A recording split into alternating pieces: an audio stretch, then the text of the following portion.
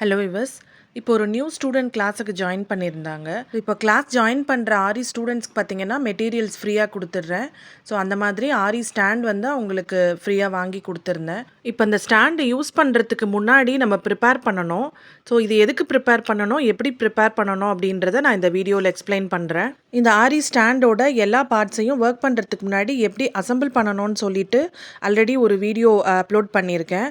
அந்த வீடியோவோட லிங்க்கு டிஸ்கிரிப்ஷனில் கொடுக்குறேன். இப்போ இந்த வீடியோவில் வந்து இந்த ஃப்ரேமை மட்டும் எப்படி ரெடி பண்ணுறதுன்னு பார்க்க போகிறோம். இந்த ஃப்ரேம் வந்து வுட்டில் இருக்கும். ஸோ இந்த வுட்டில் பார்த்திங்கன்னா இந்த எட்ஜஸ்லாம் கொஞ்சம் ஷார்ப்பாக இருக்கும்.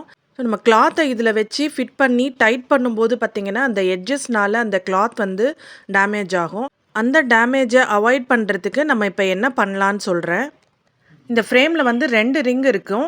முதல்ல வந்து அந்த இன்னர் ரிங்கில் நம்ம என்ன பண்ணணும்னு சொல்கிறேன். இந்த மாதிரி நாடாவை எடுத்துக்கிட்டு க்ளூ யூஸ் பண்ணி இந்த இன்னர் ரிங்கில் ஃபுல்லாக ஒட்டிக்கலாம்.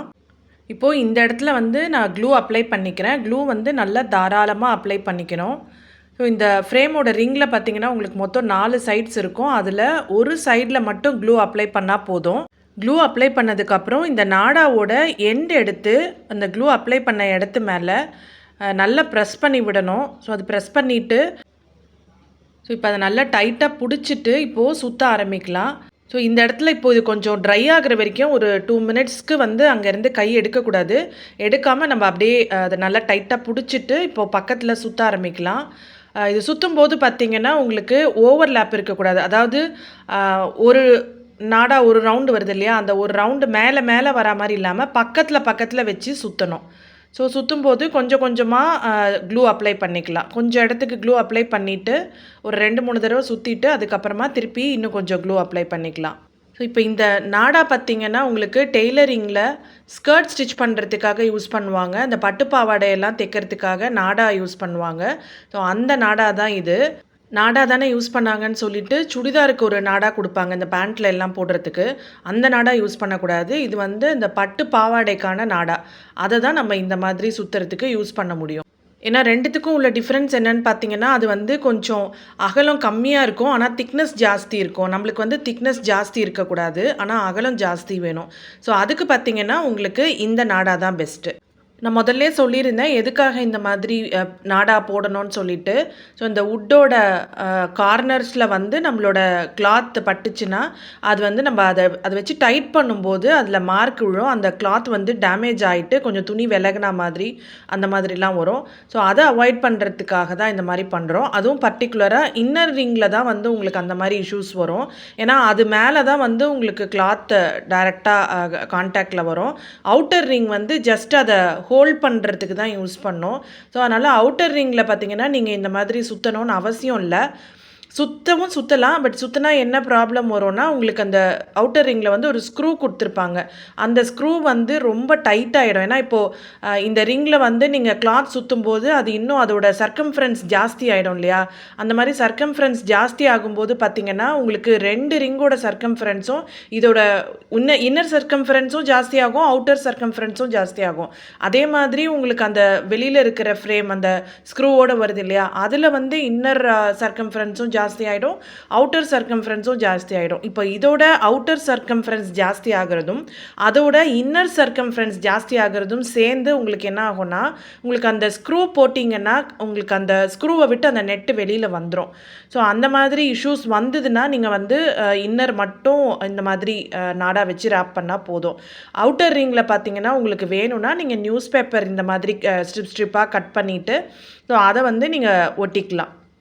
ஒரு சில ஸ்டாண்டெல்லாம் பார்த்திங்கன்னா உங்களுக்கு இந்த மாதிரி ரேப் பண்ணியே கூட கிடைக்கும். அவங்களே ரேப் பண்ணி சேல் பண்ணுவாங்க. பட் காஸ்ட் வந்து நம்மளுக்கு அந்த ரேப்பிங்க்கான காஸ்ட்டும் அந்த ஸ்டாண்டுக்குள்ளே தான் வச்சுருப்பாங்க. அதோட காஸ்ட்டும் சேர்த்து தான் நம்ம பே பண்ணி வாங்குற மாதிரி இருக்கும். ஸோ இதை நம்ம பண்ணிக்கிட்டோம் அப்படின்னா நம்மளுக்கு எக்கனாமிக்கலாக இருக்கும். ஆனால் அந்த ரேப் பண்ணி வச்சுருக்கிற ரெடிமேட் ஸ்டாண்ட்ஸ்லலாம் பார்த்தீங்கன்னா உங்களுக்கு 2 ஃப்ரேமுமே ரேப் பண்ணியிருப்பாங்க. இன்னர் அண்ட் அவுட்டர் ஃப்ரேம் 2மே ரேப் பண்ணி உங்களுக்கு அந்த ஸ்க்ரூ பார்த்திங்கன்னா இன்னும் அதுக்கேற்ற மாதிரி பெருசாக அவங்களே மாற்றி கொடுப்பாங்க. ஸோ உங்களுக்கு இந்த மாதிரி பண்ணுறது வந்து எனக்கு கம்ஃபர்டபுளாக இல்லை, டைம் இல்லை, அந்த மாதிரி எதாவது ஃபீல் பண்ணிங்கன்னா நீங்கள் வந்து அந்த ரேப் பண்ண மாதிரி ஆரி ஸ்டாண்ட்ஸ் எல்லாமே மார்க்கெட்டில் கிடைக்குது. நீங்கள் ஆன்லைனில் பார்த்தீங்கன்னாலும் கிடைக்கும். அமேசான் மாதிரி, ஃப்ளிப்கார்ட் மாதிரி ஆன்லைன் பிளாட்ஃபார்ம்ஸில் எல்லாத்துலேயுமே வந்து உங்களுக்கு ரேப் பண்ணின ஸ்டாண்டு நிறைய இருக்குது. ஸோ அந்த மாதிரியும் வாங்கிக்கலாம். நான் என்னோடய ஸ்டூடெண்ட்ஸ்க்கு கொடுக்குற ரிங்கில் பார்த்தீங்கன்னா மோஸ்ட்லி இன்னர் மட்டும் ஒட்டிக்க சொல்கிறேன். ஏன்னா இப்போல்லாம் வந்து அந்த ஸ்க்ரூ ரொம்ப சின்னதாக வருது. முன்னாடிலாம் கொஞ்சம் பெருசாக வரும். ஸோ இப்போ சின்னதாக வர்றதுனால நான் வந்து இன்னர் ரிங் மட்டும் ரேப் பண்ணிவிட்டு அவுட்டரில் வந்து ஜஸ்ட் நியூஸ் பேப்பர் மட்டும் வேணால் ஒட்டிக்கோங்க அப்படின்னு சொல்வேன். ஸோ இந்த நாடா ஒட்டும்போது முக்கியமாக நீங்கள் கவனிக்க வேண்டிய விஷயம் பார்த்தீங்கன்னா, ஓவர்லேப்பிங்ன்றது இருக்கவே கூடாது. ஜஸ்ட்டு பக்கத்தில் வரணும். அது ரொம்ப இம்பார்ட்டன்ட் பாயிண்ட்டு. ஏன்னா ஓவர்லேப் ஆச்சு அப்படின்னா, எங்கே உங்களுக்கு ஓவர்லேப் ஆகுதோ அந்த இடத்துல பார்த்தீங்கன்னா, நீங்கள் ஃப்ரேம் ஃபிட் பண்ணும்போதே உங்களுக்கு கேப் டிஃப்ரென்ஸ் வந்து அந்த இடத்துல உங்களுக்கு தேவையில்லாமல் ஒரு கேப் இருக்கிற மாதிரி இருக்கும். அந்த இடத்துல வந்து நம்மளுக்கு கிளாத் ஃபிட் பண்ணோம் அப்படின்னா லூஸாக வர மாதிரி இருக்கும். ஸோ உங்களுக்கு வந்து அந்த த்ரூ அவுட் த ஃப்ரேம் ஒரே மாதிரி அந்த ரிங்கு ஃபுல்லாக ஒரே மாதிரி நீங்கள் ஒட்டி இருக்கணும். ஒரு துணி மேலே இன்னொரு துணி படுற மாதிரி இருந்தது அப்படின்னா அந்த இடத்துல வந்து உங்களுக்கு நீங்கள் கிளாத்தை ஃபிட் பண்ணாலுமே உங்களுக்கு ஃபினிஷிங் அந்த டைட் வந்து உங்களுக்கு நல்லா வராது. ஸோ நாடா வந்து நம்ம கிளாத் வந்து டேமேஜ் ஆகக்கூடாது அப்படின்றதுக்கு தானே சுற்றுறோம். லூஸ் விழுந்தா என்ன அப்படின்னு கேட்டிங்கன்னா, உங்களுக்கு இந்த கிளாத் வந்து டைட்டாக ஃபிட் ஆகலை அப்படின்னா உங்களுக்கு அந்த ஸ்டிச் போடும்போது உங்களுக்கு சரியாக வராது.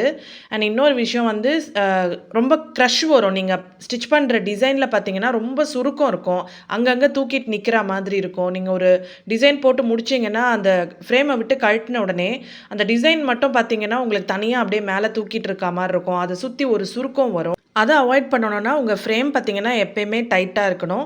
ஸோ இதில் வந்து முக்கியமாக நீங்கள் இதை நாடா சுற்றும்போது ஓவர்லேப் ஆகிடக்கூடாது. அதில் வந்து நம்ம கான்ஷியஸாக இருக்கணும்.